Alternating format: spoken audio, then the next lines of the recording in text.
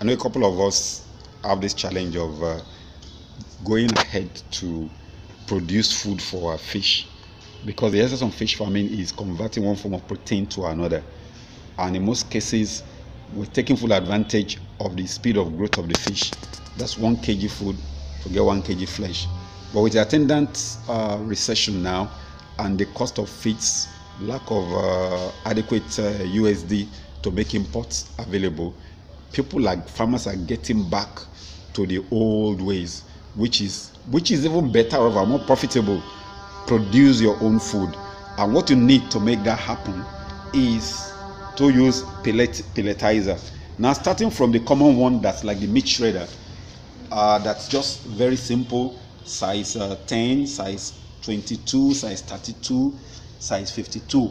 We now move on to the cereals department now, which is this particular set.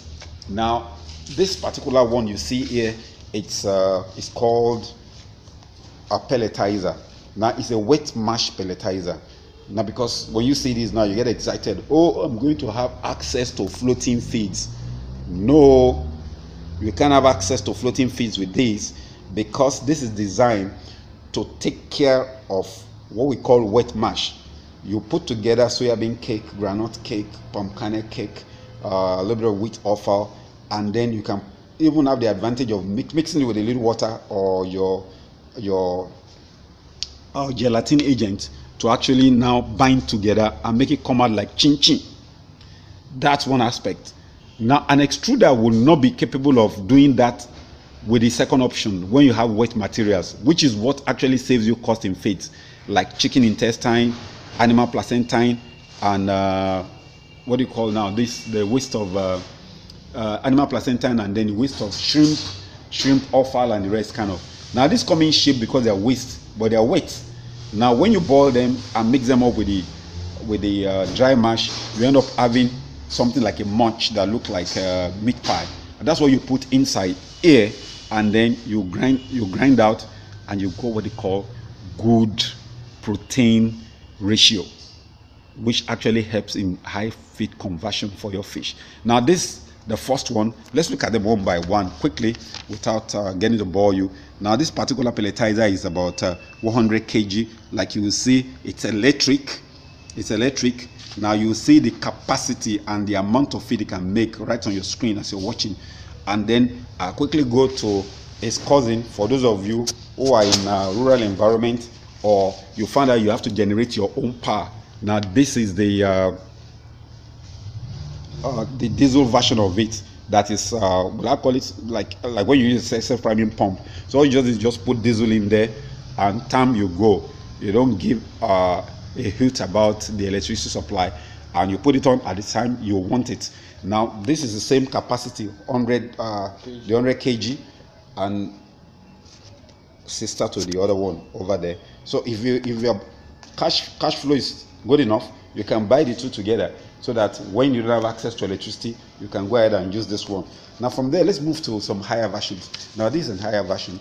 This is the 150 kg version. You want to see you can call for the price really, and then but you see the capability right on the screen later on. I'm not going to couple it for you right now, but then this shows what's right inside, the dies that run it, and then it shreds out. You'll probably see a video of how it works later on. You can always fix it right there on top, and then put your food there in the hooper, and out comes your feeds. And let's look at another model here very quickly. Now, here is the 150 model diesel again. Now, if you look at very simple technology, and I believe one of these days we should be able to do this in Nigeria, Africa especially, so that we can have it come cheap. The main challenge with this product is the fact that they come in by ship, and the freight cost from bringing them all the way from the Far East is not a joke. In fact, that constitutes almost about 40% of the cost of the machine. So it's time, guys, for us to get into manufacturing ourselves when we get our steel rolling mill going on in Nigeria. Then we got this big one there, this big one here. This is the 300 kg diesel. Okay, that's a working tool for for running the machine. And then here we have, you can help us open it. Let's see what's in there.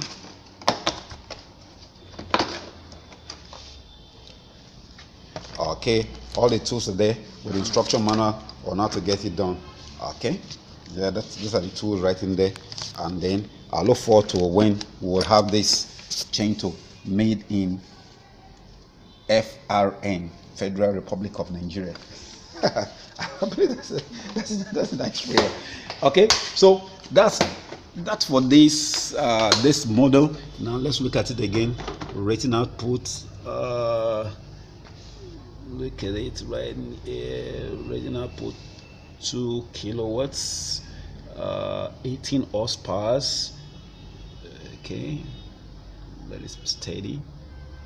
I believe we can see right here. Now we don't do all this technically. What's important is, can this thing get the work done for me and give me the feeds that my fish needs? Yes, it can do that.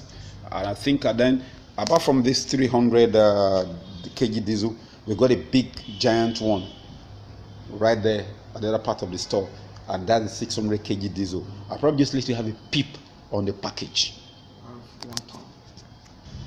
Before going in to see the 600 kg, this is the 1 ton model, 1000 kg model. And all the details are there will be right there in front of your screen. Right, that's a small beep on the big boy there. Right, so let's go and see the 600 kg model. It's dark here. This is 600 kg per hour. It's a little bit dark in here. Diesel. So for those who are really big, the big boys in the business, this is what I think you will need. It's in a big pack right in the store. This is Mr. Fish speaking. So you can actually make your order, and then we'll let you know how to get about using it to actually convert the protein from one form to the other. This is the key. But if you have heavy cash flow, you can switch on to the extruder. Those are millions of naira. But it's okay.